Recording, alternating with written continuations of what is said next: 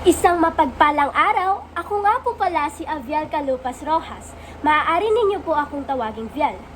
Ako'y nagtapos sa paaralang elementarya ng Barangka sa Marikina dahil po nakatira ang aking pamilya sa lungsod na ito.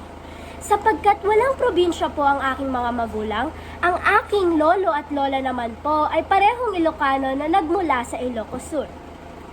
Ako po ay pangalawa sa aming 6 na magkakapatid. Sa aking pag-aaral, napagtanto ko po na mahilig ako sa asignaturang Pilipino at araling panlipunan dahil ito'y madaling intindihin. Base po sa aking pag-obserba sa aking sarili, parang panulat o pangkulay po pala ako. Parang ganito. Ako po ay nagbibigay kulay o kaakit-akit na marka sa inyong buhay, ngunit nauubos din ang aking tinta. Sa aking mga huling salita, ako po ay nagpapasalamat sa inyong pagbigay ng oras sa pakikinig. Sa muli, paalam!